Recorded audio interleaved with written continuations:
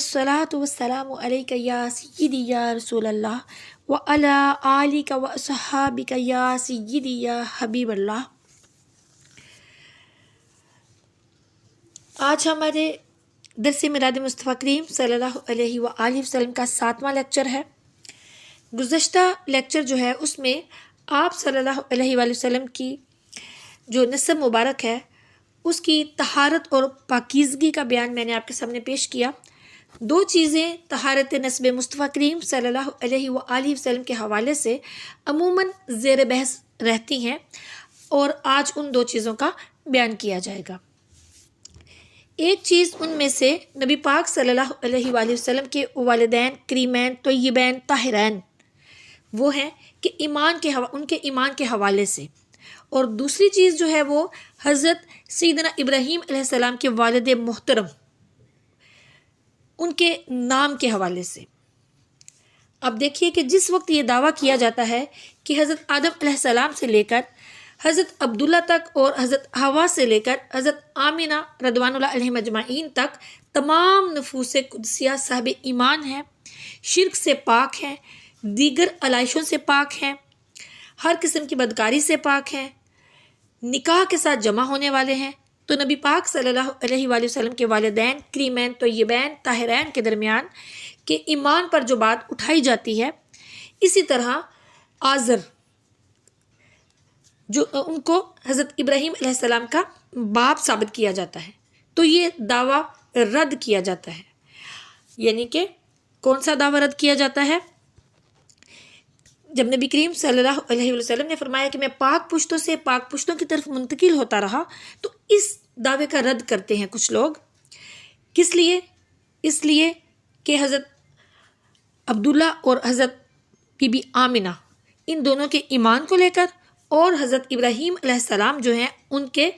والد اس کو لے کر، یعنی آزر کو لے کر، جس کا کہ ذکر قرآن پاک میں ہے۔ تو آج خاص طور پر اسی لیے اس پر گفتگو شروع کر رہی ہوں۔ جہاں تک نبی پاک صلی اللہ علیہ وآلہ وسلم کے والدین کے ایمان کا معاملہ ہے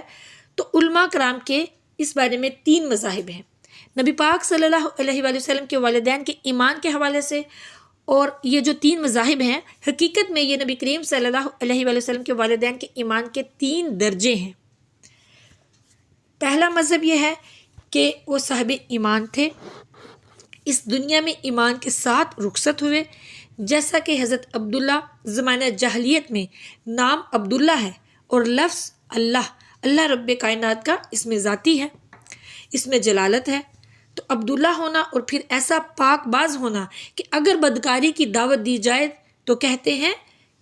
کہ حرام کی دعوت دی جا رہی ہے، اس سے تو مر جانا بہتر ہے، اور اگر والد محترم یہ کہیں کہ میں نے منت مانی ہے تجھے اللہ کی راہ میں قربان کر دوں، تو وہ پھر بلا چوں چرا تیار ہو جائیں، کچھ بھی نہ کہیں اور تیار ہو جائیں۔ تو یہ صاحب ایمان ہونے کی دلیل ہے۔ اور جہاں تک نبی پاک صلی اللہ علیہ وآلہ وسلم کی پیاری امی جان سیدہ آمینہ رضی اللہ تعالیٰ عنہ کی ذات، تو جوانی کے عالم میں جن کے شوہر کا سایہ ان کے سر سے اٹھ گیا، لیکن اس کے باوجود اپنی پاکیزگی کی حفاظت کی، پاک دامنی کی حفاظت کی، اور نبی پاک صلی اللہ علیہ وآلہ وسلم کی تشریف آوری کے وقت حضور سید عالم علیہ الصلوۃ والسلام کے حمل مبارک کے دوران ایسی چیزیں سیدہ آمینہ رضی اللہ تعالیٰ عنہ نے دیکھی، ایسے معجزات پیارے آقا کریم صلی اللہ علیہ وآلہ وسلم کے دیکھے، ایسے مبارک کام دیکھے، پھر کیسے وہ ایمان سے دور رہ سکتی ہیں؟ کیسے کہا جا سکتا ہے کہ وہ ایمان پر نہیں تھی؟ جنہیں انبیاء کرام علیہ السلام بشارتیں دے رہے ہیں، وہ کیسے ایمان سے دور رہ سکتی ہیں؟ تو یہ پہلا مذہب ہے۔ دوسرا مذہب جو ہے وہ یہ ہے، یعنی کہ دوسرا درجہ وہ یہ ہے کہ انہوں نے ایسا زمانہ پایا جس میں نبی موجود نہیں تھے، یعنی کوئی نبی موجود نہیں تھا۔ نبی پاک علیہ الصلوۃ والسلام کی ولادت سے پہلے آپ صلی اللہ علیہ وآلہ وسلم کے ابا جان والد محترم حضرت عبداللہ رضی اللہ تعالیٰ عنہ کا وصال ہو گیا، اور حضرت بی بی آمنہ رضی اللہ تعالیٰ عنہ کا اس وقت وصال ہوا جب نبی کریم صلی اللہ علیہ وآلہ وسلم کی مبارک عمر 6 سال تھی۔ ابھی نبی پاک صلی اللہ علیہ وآلہ وسلم نے اعلان نبوت نہیں کیا تھا، تو فطرت کا زمانہ اس کو کہا جاتا ہے۔ اللہ تعالیٰ فرماتا ہے جب تک ہم رسول نہ بھیجیں تب تک ہم کسی کو عذاب نہیں دیتے، فطرت کے زمانے میں، یعنی ایسے زمانے میں جس میں گزشتہ نبی کی تعلیمات جو ہیں وہ ناپید ہو جائیں اور جو نیا نبی ہے وہ تشریف ابھی نہ لائے، تو اس زمانے میں اگر کوئی انسان شرک سے محفوظ ہو تو اللہ رب العزت کے ہاں اس کا ایمان ہی تصور ہے۔ اللہ عز و جل فرماتا ہے کہ ہم اس وقت تک کسی کو عذاب نہیں دیتے جب تک رسول مبعوث نہ کریں۔ تو اس لیے نبی کریم صلی اللہ علیہ وآلہ وسلم کے والدین طیبین طاہرین جو ہیں انہوں نے وہ زمانہ پایا اور شرک سے محفوظ تھے، لہٰذا وہ صاحب ایمان تھے۔ تیسری چیز، نبی پاک علیہ الصلوۃ والسلام کے والدین کو زندہ کیا گیا۔ اب انہوں نے کلمہ بھی پڑھا۔ حضور نبی کریم صلی اللہ علیہ وآلہ وسلم کا اس طرح وہ صاحب ایمان ہے۔ مشہور حدیث ہے، مشکات المصباحی میں موجود ہے کہ نبی پاک صلی اللہ علیہ وآلہ وسلم شہر مدینہ کے باہر سے تشریف لا رہے ہیں۔ آپ کو معلوم ہے کہ نبی پاک صلی اللہ علیہ وآلہ وسلم کے والد محترم کی قبر انور بھی مدینہ شریف میں وہیں پہ ہے، اور امی جان جو ہیں ان کی قبر مکہ اور مدینہ شریف کے درمیان ابوا کے مقام پر ہے۔ تو نبی پاک صلی اللہ علیہ وآلہ وسلم شہر مدینہ کے باہر سے تشریف لا رہے تھے، اور حضور نبی کریم صلی اللہ علیہ وآلہ وسلم کے چہرے پر مسرت کے آثار نمایاں تھے۔ صحابہ کرام رضوان اللہ علیہ مجمعین نے عرض کی، یا رسول اللہ صلی اللہ علیہ وآلہ وسلم، یہ چہرے پہ مسرت کے آثار نمایاں؟ ہمارے آقا و مولا آقا کریم صلی اللہ علیہ وآلہ وسلم نے فرمایا، اللہ نے آج میرے لیے میرے والدین کو زندہ کیا، سبحان اللہ، اور انہوں نے میرا کلمہ پڑھ لیا۔ اب اگر بعد میں کلمہ پڑھا ہے تو پہلے صاحب ایمان ہونے کے جو دلائل تھے وہ کدھر گئے؟ تو اس کا جو جواب ہے وہ علماء کرام جو ہیں وہ یہ دیتے ہیں۔ علماء کرام فرماتے ہیں کہ کلمہ پڑھنے کا مقصد یہ ہے کہ قیامت کے دن جو پروٹوکول حضور نبی کریم صلی اللہ علیہ وآلہ وسلم کی امت کو ملے گا، تو پیارے آقا کریم صلی اللہ علیہ وآلہ وسلم کی تمنا تھی کہ میرے والدین کو بھی ملے، تو پیارے آقا کریم صلی اللہ علیہ وآلہ وسلم کی اس خواہش کو پورا کرنے کے لیے پیارے آقا کریم صلی اللہ علیہ وآلہ وسلم کے والدین جو ہیں طیبین طاہرین وہ زندہ ہوئے، اور انہوں نے حضور نبی کریم صلی اللہ علیہ وآلہ وسلم کا کلمہ پڑھا، اور صاحب ایمان وہ پہلے ہی تھے۔ یہ تو وہ ساری کی ساری بحث امید ہے آپ کو سمجھ آ گئی ہوگی کہ نبی کریم صلی اللہ علیہ وآلہ وسلم کے جو والدین کریمین طیبین طاہرین وہ پاک تھے، ایمان والے تھے۔ جہاں تک حضرت ابراہیم علیہ السلام کے والد محترم کا تعلق ہے تو ان کا جو نام ہے وہ تارخ ہے، آزر نہیں ہے۔ آزر جو ہے وہ حضرت ابراہیم علیہ السلام کے چچا کا نام ہے، اور قرآن پاک میں ابا کا لفظ استعمال ہوا ہے۔ جس وقت حضرت ابراہیم علیہ السلام نے، قرآن پاک میں ہے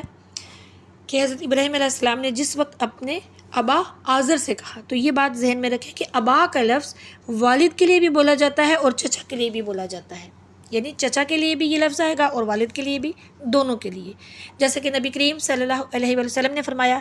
میری طرف میرے چچا عباس کو بلاؤ، عباس کو بلاؤ، تو یہاں بھی ابا کا لفظ آیا۔